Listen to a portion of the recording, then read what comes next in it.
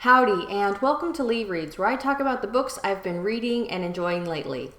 And lately, in the month of August, I have read quite a few books. The majority of what I read in August was fantasy, and those are the books we're going to start talking about.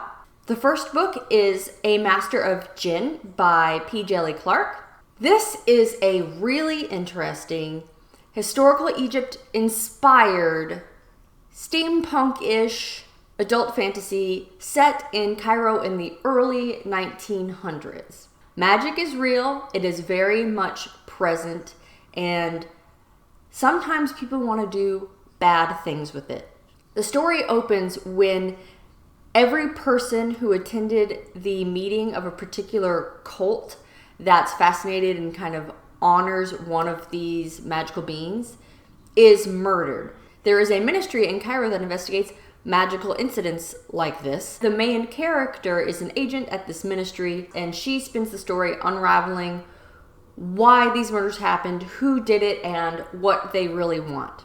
This was an entertaining read. I read it in just a day or two, one of those instances where you sit down and you don't want to stop. There are two precursor short stories, or like a short story and a novella, and I only read one of the two before I read the story.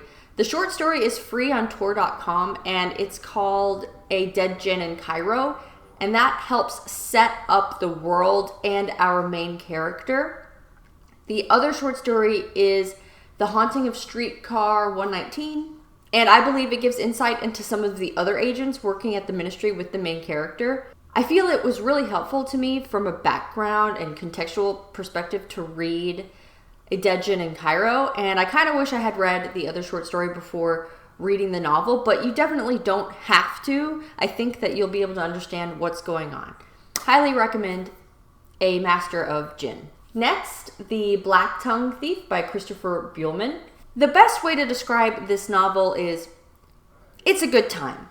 It's ridiculous, it's funny, and it's pretty crass. So if you don't like that sense of humor, you may not enjoy this book. This novel follows a highly trained thief who has gone way into debt to the Thieves Guild for that training, decides to rob the next person on the road, who turns out to be a highly trained soldier that won't let him rob her. The land has been recently ravaged by the Goblin Wars, and the world building surrounding this is really interesting. Like, for example, there aren't that many horses around because they were all killed off in the Goblin Wars, just as though there aren't that many men or women within certain age ranges because they all went off to the wars and died. So this recent history, these Goblin Wars are kind of a scar on the characters' minds, and now there's this outside threat of the giants are starting to invade.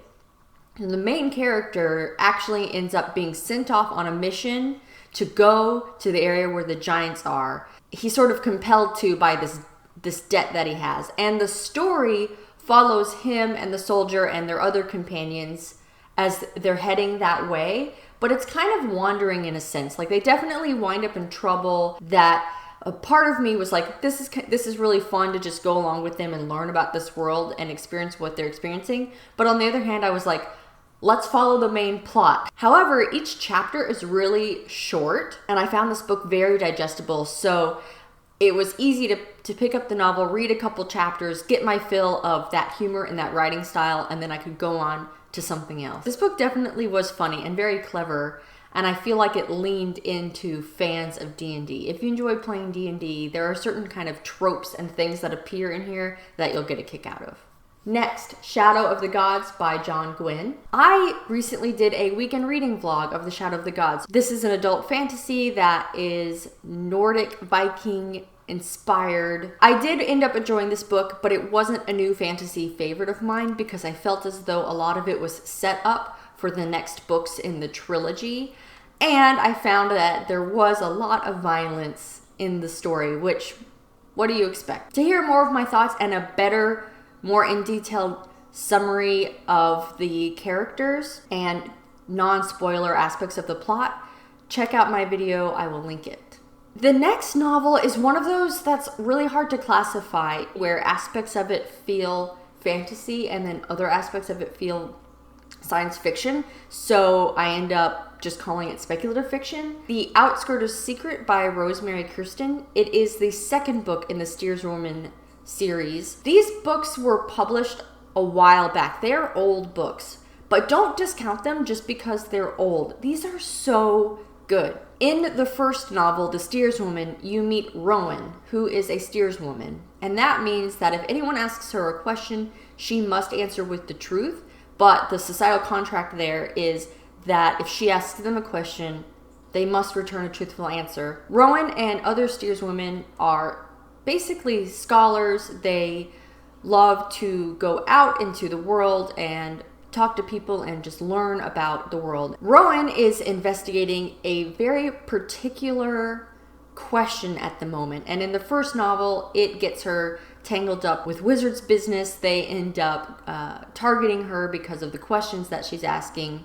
And in the second novel, she has gone out to the outskirts, which are a very dangerous portion of land where only the most fierce fighter tribes can survive. She's gone out to the outskirts to continue to investigate not only her original question, but now, like, what are the wizards doing? And we really need to try to stop this because it seems like it's bad. There's something about Rosemary Kirsten's writing that's very compelling. I love how Rowan is very much, she's like a rational character, but she's not a cold character. It's not like they're Vulcans or anything.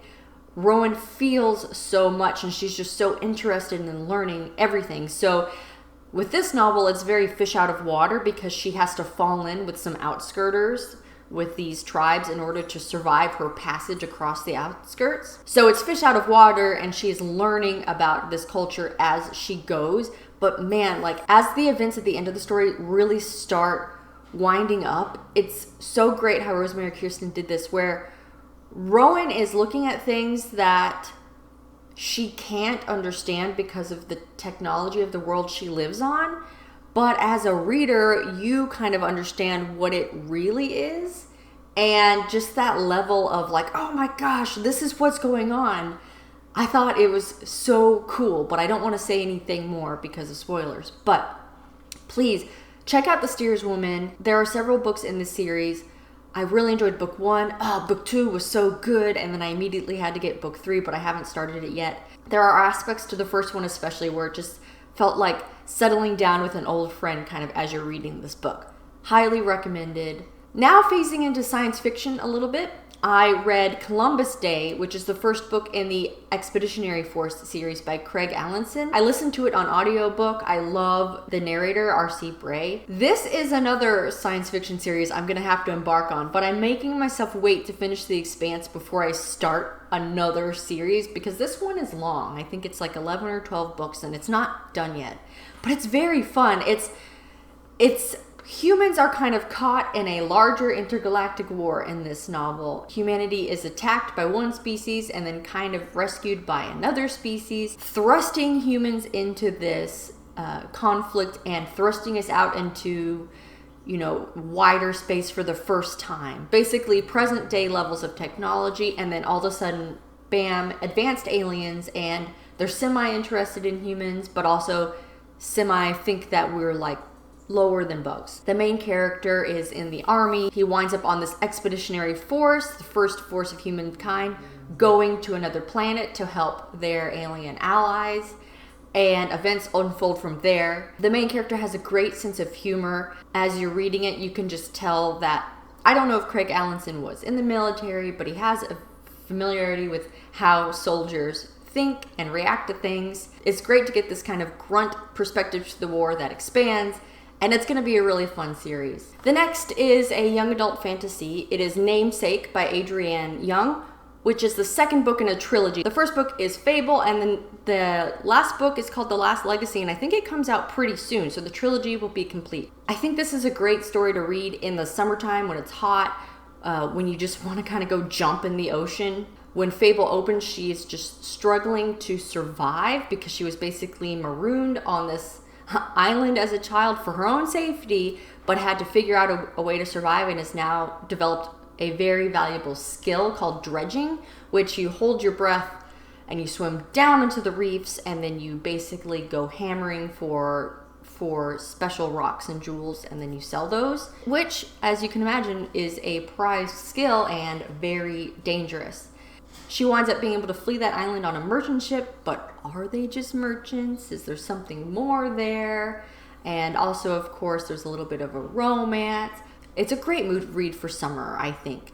Last, we have Well Played by Jen DeLuca, which is also book 2 in a trilogy. I talked about Well Met last month. It's a Renaissance fair inspired romance where the main characters live in a small town, and every summer they put on this Renaissance fair as this fundraiser. In the story, you have interesting dynamic between the characters' real lives and what's going on, and then their fair lives. I didn't like this one as much as the first one, mostly because I wasn't as attached to the story arcs of the two main characters. However, if you enjoy the trope of miscommunication in that one person thinks that they're talking with someone and it turns out to be someone else, then you'll enjoy this one. Again, a fun read. I love the Renaissance Fair theme. The third book in this trilogy, Well Matched, is coming out very soon as well, sometime this fall. Last month, I forgot to mention that I read For the Wolf by Hannah Witten. This is a young adult fantasy that is a Beauty and the Beast retelling, but in a very fresh way, I feel. The main character is the second daughter. Her older sister is groomed to rule, and she has always been promised for the wolf. Long ago, some of the kings vanished into this dark, bad, scary forest. A deal was struck where if you were marked with a certain mark, you would basically be compelled to go to this forest as a sacrifice, and it would keep the bad things in the forest at bay. So the main character has this mark. She comes of age. However, the main character isn't afraid of this duty. She is just ready for it and like, this is what I'm gonna do. She gets to the forest and learns that the wolf is a man, and his role is also part of this historically contractual thing where he is struggling, half killing himself to try to keep the forest at bay. This story was very lush, very evocatively written, very beautiful to read, and very atmospheric with those dark forest vibes. But I found that towards the middle, the plot was lagging a little bit. The story periodically steps out of the main character's perspective and goes into interludes where you're seeing some wider events that are unfolding, which can be nice to give the novel an epic feel, but also I didn't find myself caring so much about what was going on in the interludes, and I just wanted to get back to the main story. So I wish that those interludes weren't included, but they sort of had to be for the overall story. Ooh, that's it. I feel like that was kind of a lot. It was a good reading month, and I would recommend all of these books. They were all enjoyable.